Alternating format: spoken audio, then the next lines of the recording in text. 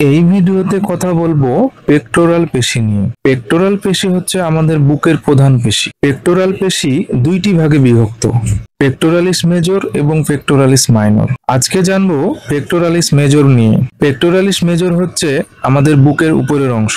যখনই একটি সুগঠিত চেস্ট তৈরির কথা আসে তখনই উপরের পেক্টোরাল পেশি বৃদ্ধির বিষয়টা প্রথমে নজর দিতে হয়। জিমে আমরা এই পেশির ওয়ার্কআউটকে আপার চেস্ট ওয়ার্কআউট হিসেবে জানি। একটি শক্তিশালী আপার চেস্ট আপনার শরীরের অন্যান্য পেশিগুলির ভারসাম্য বজায় রাখে এবং শোল্ডার ব্যবহার করে আপনার যত ব্যায়াম ও দৈনন্দিন যত কাজ আছে সেগুলো করতে যথাযথ সমর্থন করে। আপার চেস্টকে কার্যকরভাবে টার্গেট করার জন্য আপনার ওয়ার্কআউট রুটিনে নির্দিষ্ট কয়েকটি ব্যায়াম অন্তর্ভুক্ত করা জরুরি। প্রথমে কথা বলি ইনক্লাইন মেশিন প্রেস নিয়ে। ইনক্লাইন মেশিন প্রেস আপনার আপার চেস্টের পেশিগুলোকে লক্ষ্য করার জন্য অন্যতম সেরা একটি ওয়ার্কআউট। 30 থেকে 45 ডিগ্রি কোণে বেঞ্চ সেট করে এই ওয়ার্কআউটটি করবেন, অনেক ভালো ফলাফল পাবেন। ইনক্লাইন মেশিন প্রেসের আরো একটি সুবিধা হচ্ছে জিমে যারা নতুন জয়েন করেছেন তারাও এই ব্যায়ামটা করতে পারবেন। মেশিনের মাধ্যমে এই ব্যায়ামটি করার কারণে ব্যায়ামের সময় আঘাত পাওয়ার সম্ভাবনাও অনেক কম থাকে। এরপরে বলি ইনক্লাইন ডাম্বেল প্রেস নিয়ে। ইনক্লাইন মেশিন প্রেসের মতোই অনুরূপ ওয়ার্কআউট ইনক্লাইন ডাম্বেল প্রেস। এই ব্যায়ামটাও আপনার আপার চেস্টের পেশিকে লক্ষ্য করে, তবে মডারেট ওয়েট নিয়ে ইনক্লাইন ডাম্বেল প্রেস ওয়ার্কআউটটি করলে আপনার পেশির সাথে ভালো একটা কানেকশন তৈরি করতে পারবেন। শেষে আপনি কেবল ক্রস ওভারে লো টু হাই মানে নিচে থেকে উপরে কেবল চেস্ট ফ্লাই ওয়ার্কআউটটি রাখতে পারেন।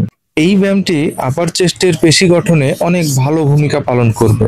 কেবল ফ্লাই করার সময় অবশ্যই নিজের সামর্থ্য অনুযায়ী ওয়েট নির্ধারণ করবেন, কারণ ওজন বেশি নিলে আপনি সঠিকভাবে ব্যায়ামটি করতে পারবেন না। প্রতিটি ব্যায়ামের ক্ষেত্রেই ওজন সবসময় সঠিকটা নির্বাচন করতে শিখুন, তাহলে সেই ব্যায়ামটি সঠিক ও সুন্দর হওয়ার কারণে খুব কম সময়ে আপনি ব্যায়ামটির সুফল ভোগ করতে পারবেন।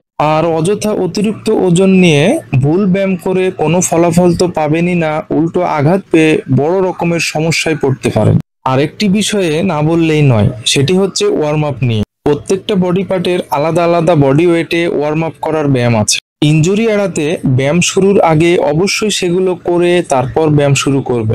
যেমন চেস্ট ওয়ার্কআউটের দিন পুশ আপকে ওয়ার্ম আপ হিসেবে রাখবেন। পুশ আপকে আপনি আরো একটি জায়গায় কাজে লাগাতে পারেন, আর সেটি হচ্ছে আপনার চেস্টের ওয়ার্কআউটকে আরো কঠোরভাবে করতে চাইলে পুশ আপকে কম্বো হিসেবে রাখতে পারবেন, তাহলে অনেক ভালো ফল পাবেন। কারণ push up free hand workout হলেও আপনার চেস্টের সৌন্দর্য বৃদ্ধি ও সুগঠিত করতে পুশ আপের ভূমিকা কিন্তু অপরিসীম। সবাই ভালো থাকুন, সুস্থ থাকুন, ব্যায়ামের মধ্যে থাকুন।